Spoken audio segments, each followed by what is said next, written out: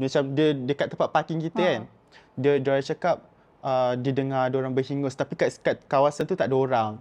Lepas tu lori polis and polis semua selubungi mayat tu dekat situ. Dia macam dekat sana, dia macam warna putih. Dia macam warna putih dan ada berbungkus.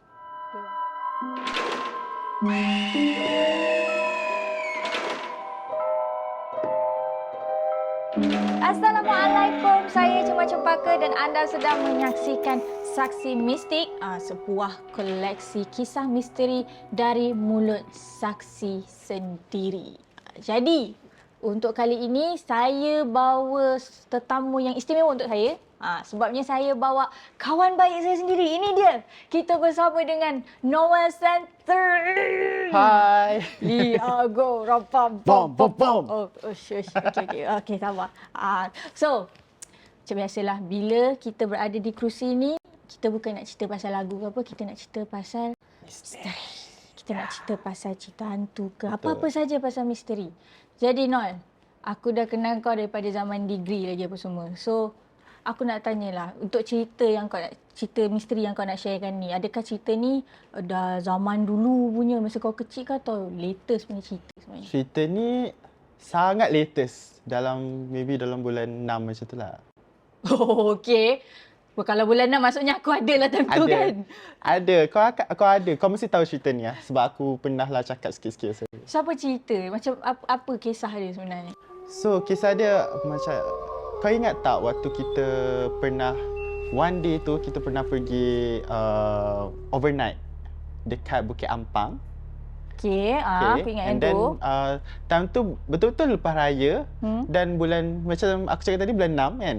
So lepas tu kita time tu kita tengah lepak-lepak, tengah cakap pasal kehidupan lah. Contoh kita cakap pasal kehidupan semua.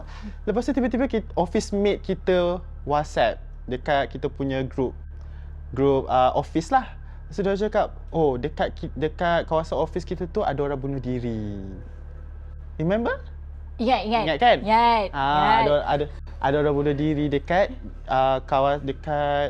katanya dia terjun dari bangunan tu lah. Dia terjun dari bangunan tu ke macam kawasan jalan raya dekat depan tower macam tu lah kan. Betul. Kan. Lepas tu time tu kita macam awalnya kita macam dah takut lah juga itu macam takut lah sebab benda tu adalah benda yang sangat baru untuk kita semua kan. Dan untuk pengetahuan anda lah, dia duduk dekat dengan office. So that's why dia macam seram sikit bila dapat tahu benda tu. Kan? Betul. Lepas tu kau juga pun duduk dekat kawasan yang sama juga. Tapi bukan rumah yang sama ya. Korang jadi sama, bukan rumah sama. Dia rumah atas, dia rumah bawah. Okey. Lepas tu bila dah balik macam tu, kita orang dah awalnya kita macam tak apalah, maybe benda tu akan settle lah lepas kita nak balik kan. And then kita orang pun on the way lah balik. Lepas tu bila kita orang on the way balik tu, dalam perjalanan nak ke tower kita orang, rupanya mayat tu masih ada dekat situ lagi. Dan telah ditutupi dengan kain putih. Betul. So time tu memang agak traumatized jugalah dengan benda tu sebab tu adalah first time lah yang kita nampak mayat yang fresh. Masa tu keadaannya macam mana? Aku tak ingat. Rasanya diorang cakap hancur kan. Diorang cakap dah hancur semua tu. So mayat tu memang diorang dah just tutup dengan kain putih. Lepas tu lori polis and polis semua selubungi mayat tu dekat situ. So cerita hantu aku ni datangnya selepas kes tu lah. So dalam beberapa hari lepas tu kita berdua ada keluar juga kan. Kita macam keluar pergi shopping kan. So yelah kita kan best friend, kita selalu shopping kan. Lepas tu kita keluar and then balik tu aku macam penat lah. So aku macam penat. Aku macam fikir macam tak apa, tak payah mandi lah, esok lah mandi kan.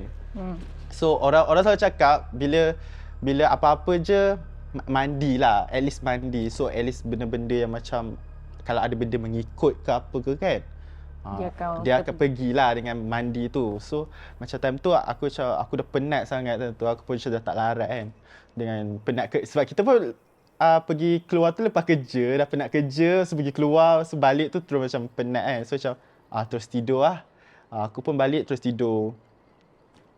Bila aku time tidur tu, tiba-tiba at firstnya aku mimpi aku dekat kawasan yang aku cakap tadi lah, yang jalan raya yang dekat depan kawasan rumah tu lah, kawasan tower kita tu kan. Dekat tempat kejadian berlakunya kes bunuh diri tu. Aku kat situ, lepas tu macam dia macam kau panning camera, macam itu POV kau, tapi kau panning camera macam tu. Awalnya kau hanya nampak orang aja. Tiba-tiba kau nampak ada something. Akulah nampak something. Aku nampak ada something. Dia macam dekat sana, dia macam warna putih. Dan dia berbungkus. Maksudnya dia adalah pocong. Pocong. Okey. Dia pocong. Lepas tu awalnya aku macam terkedu lah kat situ. Walaupun dalam mimpi, tapi kau akan rasa macam betul-betul dekat depan kau. Macam tu dia macam kau tak boleh macam dia tu. Dia dekat situ kan. Macam contohlah dekat depan aku kat sini, dia dekat depan tu. Dia rasa tu, dia dekat khalayak ramai tu. Dia berdiri je kat situ. Tiba-tiba aku macam pejam mata, dia makin dekat. So dia makin dekat. Lepas tu tiba bila dah makin dekat, dia keluar darah. Darah banyak gila. Lepas tu bila dah jadi macam tu, aku jadi terkejut lah. So aku macam terjaga. Tapi bila aku terjaga tu, aku terjaga yang di mana aku tak boleh bergerak. Bila aku tak boleh bergerak, iaitu sebenarnya aku kena himpak. Aku rasa aku kena himpak, atau lebih kena, aku selalu cakap sleep paralysis lah kan. Macam aku tak boleh bergerak langsung. Aku macam badan aku agak kelakar juga. Dia macam ni. Macam tu kan. Aku macam tu. Aku hanya boleh buka sebelah mata aku je. Sebelah mata aku macam ni. Dan time tu mestilah kita kan tengah tidur kan. Aku kan buka cermin mata kan. So macam kabur-kabur macam tu lah kan. Macam aku macam ni. Dekat atas katil aku tu kan single bed. Macam katil tu kan single bed kan. Lepas tu macam kat depan aku tu adalah satu almari. Lepas tu dekat sebelah tu pula macam aku punya penyidai tuala, penyidai baju semualah. Tapi bila aku dekat situ, aku nampak dekat depan aku, dengan sedikit pemandangan aku ni, aku nampak depan aku tu ada pocong tu kat situ. Dalam bilik kau? Dalam bilik aku. Dekat, betul-betul kat pintu aku tu, dia betul-betul dekat situ. Dia betul-betul ada kat situ. Aku yang macam, aku cakap, dalam hati aku cakap, betul ke ni kan? Cakap, kenapa aku tak boleh bergerak langsung kan? Aku tahu-tahu aku dah macam dia. Lepas tu aku terpejal, aku macam bila dah cerita aku pejal lah. Tiba-tiba aku buka balik mata, aku ada betul-betul dekat bawah katil. Masa kau tak bergerak, yang kau tu kau atas katil? Aku dekat atas katil. Yang first aku tak bergerak tu memang aku atas katil. Lepas tu bila aku start pejam sikit, aku ada dekat bawah katil pula. Tanpa aku bergerak sendiri. Maksud kau kat bawah katil tu legit memang bawah katil? Bukan macam katil kita kan dia macam katil yang macam tu kan. Macam petak lah kan. Dia tak ada yang boleh masuk dalam kan. Sebab bawah tu macam laci kan. Dia macam kau jatuh katil, aku ada kat atas lantai tu. Tiba-tiba kau ada kat atas lantai tu, gigi macam sejuk macam tu kan. Lepas tu kau buka lagi mata, masih lagi dalam posisi yang sama macam gini. Lepas tu kau buka lagi mata kau, benda tu masih ada dekat situ. Lepas tu bila dah ada lagi dia dekat situ, mestilah rasa takut kan. Mesti kita akan pejam lagi kan. Pejam lagi, aku naik balik. Tiba-tiba aku bangun, aku buka je mata, aku ada lagi kat atas katil tu. Aku ada balik dekat atas katil. So, apa yang aku nak cakap ni, aku rasakan benda tu bawa aku turun dan naik balik atas katil aku. Lepas tu, bila dah jadi macam tu, aku macam, betul ke benda ni? Sebab benda ni tak pernah terjadi dekat aku. Aku tak pernah terjadi sleep paralysis. Aku tak pernah terjadi kena himpap ke apa ke. Macam kalau setakat kena kacau sikit-sikit macam macam kena macam tu je biasalah kan. Sleep paralysis yang betul-betul boleh ada nampak kat depan mata tu memang tak pernah terjadi kat aku lah. Ni memang first time lah. Tu adalah benda yang first time terjadi kat aku. Lepas tu aku bangun, aku nangis. Dan aku nangis dan aku tak boleh tidur langsung. Kepala aku sakit sangat. Kau tahu lah bila aku sakit kepala macam ni. Aku migraine semua tu kan. Aku sakit kepala sampai tak boleh tidur langsung. Start anxiety lah semua kan. Jadi takut lah. Lepas tu bila dah gigil takut semua tu, still lah rasa macam kena tidur sebab esok kerja kan. Esok kita kan kena kerja. Lepas tu bila dah jadi macam tu, aku pun macam aku try tu baring balik, selubung dengan selimut, tidur, jangan fikir, ambil earphone, dengar apa-apalah cerita macam podcast ke, macam orang bercakap lah. At least aku tak dengar my own thought yang cakap benda tu ada dekat situ tengok aku. Nak orang kata distract. Nak distract lah daripada aku punya sendiri pemikiran lah. Macam tu aku tutup, aku macam tu. Lepas tu yang dia tiba-tiba dah pagi. Yang dia dah pagi tu aku baru macam biasa, aku macam cakap dengan diri sendiri macam benda ni terjadi kat aku. Lepas tu ceritanya benda ni terjadi dekat tempat aku nampak mayat tu. Aku macam mayat tu menghantui aku ke kan? Lepas tu aku macam dan lepas tu semua memang kawasan yang kita kerja tu semua memang rasa macam berhantu kan. Perasan dia rasa macam ada something wrong kan. Macam dia rasa macam ada benda. Ada macam negatif aura. Ada negatif aura. Betul. So aku kira macam lepas je benda tu jadi, kau ada rasa macam ada macam kesan-kesan ke kat badan ke yang macam obvious, macam dia macam meninggalkan kesan? Nasib baik tak ada kesan apa-apa. Kalau ada kesan tu maybe selalunya kalau ada kesan lebam-lebam kan. Yelah. Tapi macam aku tengok badan aku tak ada kot. Tapi tak tahulah kalau dekat kawasan yang aku sendiri tak nampak, tak perasan lah.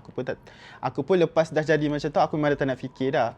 Tapi macam pergi kerja tu still lah cerita dengan orang kan, sebab benda tu macam tak nak percaya tapi kena percaya sebab dah terjadi. So kira macam lepas je kau kena tu, lepas kau cerita, so ada tak orang kena juga benda tu?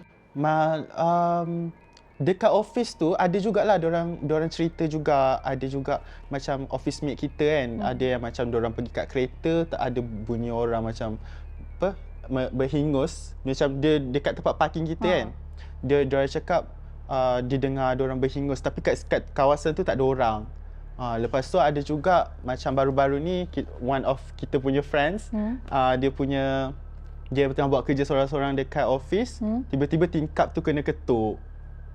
Tingkap yang kat office tu kena ketuk. Kejap. Office kita level 6. Mana ada orang dekat tingkap? Itulah masalahnya. Masalahnya dia okey kalau macam yang kalau pintu kita kata ada cermin kan. Kat situ okey. Ni tingkat yang belah belakang yang di mana tak ada siapa yang boleh berdiri, duduk kat situ. Sebab tak ada beranda apa semua kat situ. Melainkan kau ada yang macam crane tu kan. So basically memang sekarang ni for me kawasan tu agak keras lah sikit sebab maybe bila dah jadi something semua benda start coming out kan. So kita kena berhati-hatilah dekat situ. So scene daripada tu adakah apa yang kau belajar sebenarnya lepas jadi benda tu sebenarnya? Apa yang aku belajar kat situ, kita janganlah duduk sorang-sorang bekerja, janganlah tiba-tiba nak rajin sangat bekerja sampai tengah-tengah malam. Jadi sebab itulah apa orang kata, orang tua-tua cakap balik kena mandi. Betul. Sebab orang kata badi. Sebab kita dengar ada macam badi mayat apa semua. So mungkin it's one of the reason kenapa boleh jadi macam tu.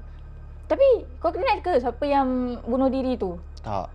Tapi aku macam yang aku tahulah. Dia bukanlah orang Malaysia. Macam tu lah. Itu je lah yang aku tahu.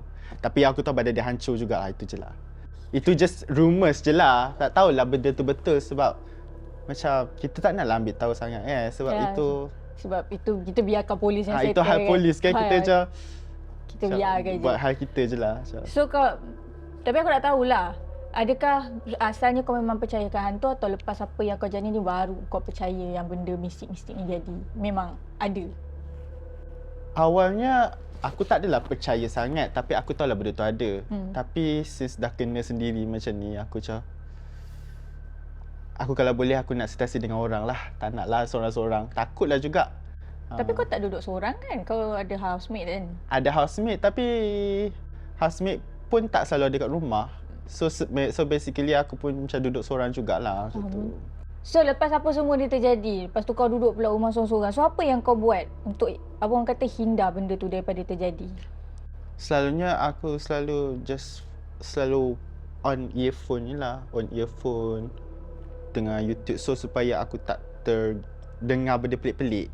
And aku selalu just ignore je lah. Aku cuba untuk ignore, untuk tak apa, that it's nothing. So macam Betul. Sebab apa orang tua dia pernah cakap, kita tak kacau dia tak kacau kita. So selagi kita tak kacau dia tak kacau kita lah. Tapi kalau dia kacau, tu masalah dia. Itulah. Dia ada masalah dengan kau sebenarnya. Betul. Aku ada buat something kat dia. Uish. Jadi, aku tak tahulah nak cakap macam ni. Sebab cerita dia ni, jadi lepas apa yang aku dengar daripada kau, sejujurnya aku rasa seram lah. Walaupun kalau ikut kasarnya memang aku dah dengar. Tapi bila aku dengar banyak kali, and aku pun berada dekat kawasan tu, aku sendiri rasa macam, kalau boleh aku tak nak lah rasa benda tu kan. Jadi, thank you Noel. Aku bagi nama stage je. Thank you Noel sebab sudi bersama dengan aku dekat sini, kongsi kisah-kisah ni. Kalau ada lagi, jangan segan-segan datang lagi. Kita share lagi cerita sebab apa? Penonton-penonton kita suka dengan cerita-cerita macam ni kan. Jadi untuk korang yang sedang menonton, terima kasih kerana bersama dengan saya Cema dan juga Noel daripada awal sehingga ke akhir. Korang juga boleh bersama dengan saya dekat kerusi saksi mistik ini. Hubungi saja Pasuk Mistik dan berikan kisah ringkasan anda. Kita orang ada Telegram, korang boleh je buka description kat bawah, hantarkan kisah-kisah misteri anda kepada kami. Kalau korang ada sebarang cadangan ke atau apa-apa yang boleh kita orang improve, komen saja di bawah. Saya dan juga kru Pasuk Mistik suka nak baca. Okey? Jadi terima kasih Noel. Terima kasih juga kepada para penonton kerana sudi bersama dengan kami. Cuba tengok belakang korang. Kot-kot ada yang menonton sekali? Salam seram semua. Apa tu? Babi kau, apa itu setan? Betul lah.